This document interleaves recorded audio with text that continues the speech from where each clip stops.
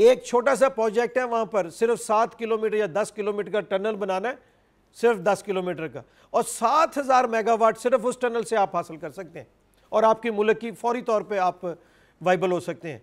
हम कालाबाग डैम पे मैं सिर्फ लाहौर चैम्बर की वसात से चंद एक चीज़ें आप दोस्तों से शेयर करना चाहूँगा।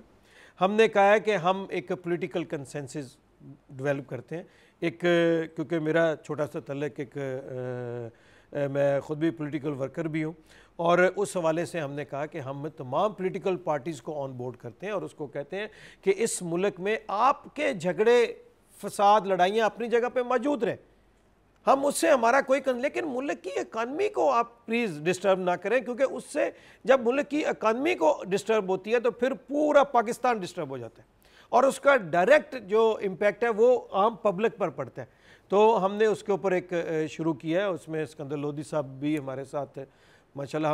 हम चाहते हैं कि तमाम पॉलिटिकल पार्टीज़ को ऑन बोर्ड करें, और जिस तरह चार्टर ऑफ डेमोक्रेसी पे तमाम पॉलिटिकल पार्टीज़ ने साइन किए हैं, उसी तरह तमाम पॉलिटिकल पार्टीज़ जो है वो उस डॉक्यूमेंट पे साइन करें ताकि मुल्क की इकानमी डिस्टर्ब ना हो सके। अगर सिर्फ कालाबाग डैम को ही हम अपने शुरू कर दे, हमें प्रॉब्लम यह है कि हम कोई मेजर प्रोजेक्ट शुरू कर ही नहीं पा रहे, और हमारे पास एक ऐसा मेजर प्रोजेक्ट मौजूद है जो कि आने वाले वक्त में 6-7 साल में हम कंप्लीट कर सकते हैं, और उसकी टोटल कास्ट जो है वो 10 से 12 बिलियन डॉलर तक है, और उसका हर साल का प्रॉफिट 5 बिलियन से ज़्यादा का है ना सर। और हम इन जो हमारे अपने रिसोर्स हैं, हम गुड गवर्नेंस की जब बात करते हैं तो हम अपने रिसोर्सेज की बात करते हैं कि ये मुल्क, और हम जिस आबादी को हम ये कहते हैं कि ये आबादी जो है ये हम पे ऊपर एक बोझ है, और इसमें शक नहीं है, इस वक्त ये ऐसे ही महसूस हो रहा है। लेकिन जैसे कहा है कि अगर हम 40 तक देखें तो इंडिया एक दुनिया की बहुत बड़ी इकानमी होगी, और चाइना जो है वो बहुत ऊपर चला गया होगा, तो वो दुनिया की बहुत बड़ी आबादी है, और हम भी 7वें नंबर पर दुनिया की आबादी है। अगर हमारी नौजवान नस्ल को एड्रेस ना किया गया तो ये बम भी हो सकता है, ये फट भी सकता है, और अगर इसको हम प्रॉपर तरीके से यूटिलाइज कर लेंगे तो इसको हम यूज भी कर सकते हैं। जी, गोया एक होप का एलिमेंट है। हम अपने प्रोग्राम के आखिरी हिस्से में एक पूछते हैं अपने पैनल से, और शायद कारदार साहब सबसे पहले मैं आपसे पूछूंगा कि क्या आइंदा जो बजट आ रहा है, आइंदा बजट के बारे में ये भी कहा जा रहा है कि ये बजट आइंदा 3 साल के हवाले से एक दिबाचा होगा, प्रीफेस होगा आइंदा 3 साल का।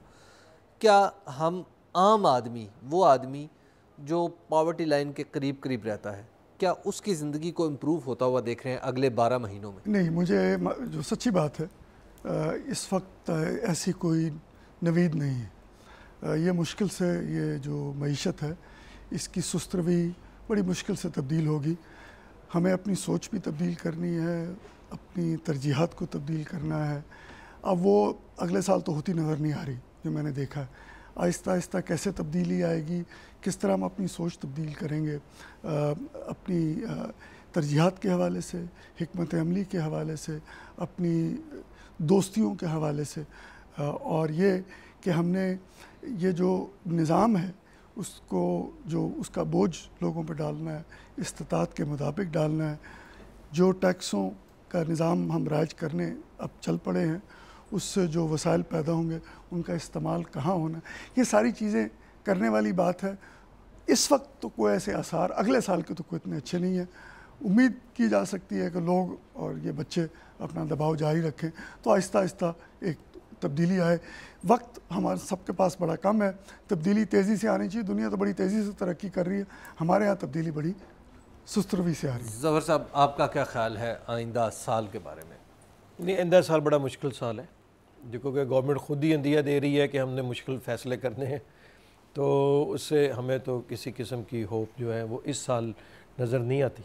यानी सर अकबर शेख साहब, वो जो आप जॉब्स क्रिएशन की बात कर रहे थे, आप इनकम इंक्रीज़ की बात कर रहे थे, वो सूरत हाल इसी तरह ही चलती रहेगी? मैं समझता हूँ अगर हमारे मुल्क में बिज़नेस कॉन्फिडेंस इंडेक्स कोई डेवलप किया जाता और उसका सर्वे किया जाता तो पाकिस्तान की 60 साल तारीख़ में इस वक्त वो लोएस्ट लेवल पर है। इस वक्त बिल्कुल हमें आगे कोई रोशनी नज़र नहीं आ रही। गवर्नमेंट की प्री ऑक्यूपेशन है टैक्सेस के साथ, चाहे बजट हो चाहे मॉनेटरी पॉलिसी हो, वो टैक्सेस इंटरेस्ट रेट हाई रखने और वो वो गवर्नमेंट की प्री ऑक्यूपेशन है। गवर्नमेंट बिल्कुल ग्रोथ पर कंसंट्रेट नहीं कर रही और यही चीज़ आगे जाके अवाम को सही मानों में ये चीज़ तंग करेगी।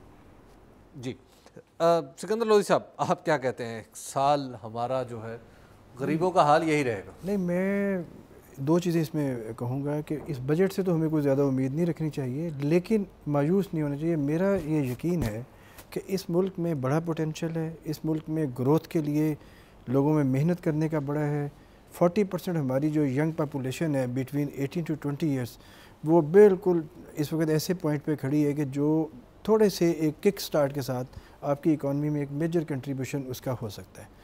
दूसरा, इसमें जो मेन एक चीज़ और आएगी कि अगर हमारी सिविल सोसाइटी जुडिशरी को बहाल करा सकती है, तो सिविल सोसाइटी को मुतहरक होना पड़ेगा against the parliament, against the system और अगेंस्ट दी पॉलिटिकल जो हमारे ग्रैबर्स हैं, कौमी दौलत लूटने वाले, उनके खिलाफ। क्योंकि आप ये देखें कि इस पार्लियामेंट में पिछले 20 साल के दौरान कोई भी पब्लिक इंटरेस्ट का एक भी बिल सामने नहीं आया।